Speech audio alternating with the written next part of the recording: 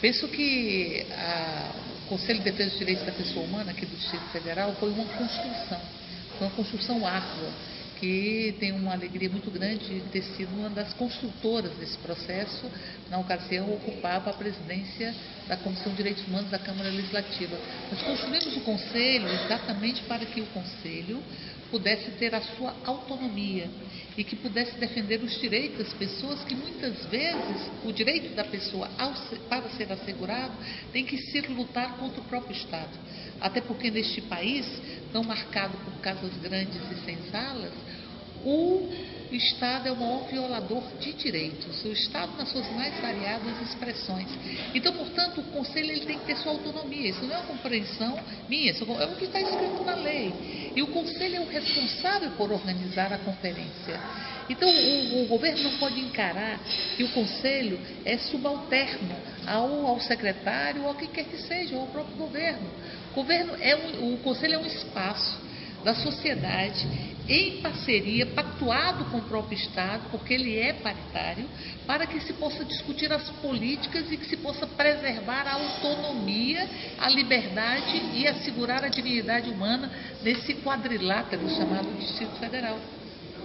Não tem nenhum tipo de lógica, a não ser a lógica do arbítrio, a não ser a lógica das botas e baionetas metafóricas, de se tentar fazer esse nível de cerceamento ao Conselho e impossibilitar que o Conselho possa organizar o que está previsto em lei, que é a Conferência de Direitos Humanos, que é quem traça a política para os direitos humanos aqui no Distrito Federal. Então, portanto, a intervenção do governo do Distrito Federal é inadmissível. Ela só pode ser permitida se nós estivéssemos vivendo no arbítrio, na exceção. O Conselho é quem organiza a conferência, o Conselho tem que ter autonomia, esse é o entendimento inclusive do Conselho Nacional, porque já estivemos com a ministra dos Direitos Humanos, Maria do Rosário, falando sobre isso, sobre todas as tentativas de cerceamento da atuação do Conselho Distrital, e há uma posição que foi explicitada pelo Conselho Nacional e encaminhada para o governo do Distrito Federal, dizendo que o Conselho é autônomo. O governo do Distrito Federal tem que entender que nós vivemos numa democracia e tem que contribuir para a construção desta democracia. Se há divergência com as deliberações do Conselho, o melhor caminho é que o governo chame o Conselho e se discuta. E a partir daí se tire uma proposta que seja consensuada. Mas a força, ela se mostrou sempre transitória. Não é com a força, não é com as mordaças que se tenta construir um processo permanente e duradouro. Por isso nós vamos e fazemos um apelo ao governo, que é um governo democrático popular, para que esse governo possa sentar, negociar e possa recolher as botas e baionetas e dar o grito da democracia.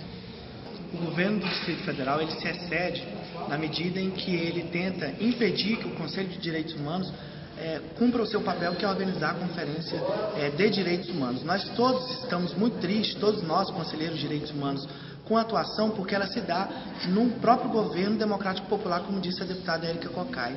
A sociedade espera que o governo devolva as prerrogativas do Conselho para que ele continue atuando e encerre o seu mandato com o mínimo de dignidade possível. Essa atuação do governo do Distrito Federal ela não se coaduna com o Estado democrático de direito, ela não cumpre o seu papel na perspectiva de inclusive enfrentar as violações de direitos humanos, né? Todos nós esperamos que o governo retome esperamos que o governo retome as atribuições do governo, devolva os mandatos para a sociedade civil e para que essa própria sociedade civil possa discutir um sistema de direitos humanos, que pretende criar uma política de direitos humanos no Distrito Federal com a participação da sociedade civil.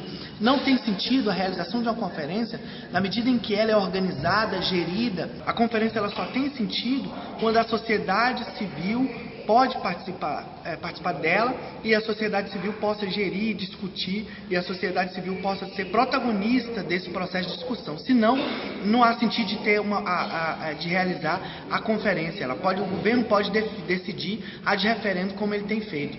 Nós esperamos que o governo se sensibilize, que ele devolva as prerrogativas do Conselho em realizar a Conferência de Direitos Humanos e que a gente possa encerrar nossos mandatos com tranquilidade e reestabelecer toda essa discussão política com a sociedade.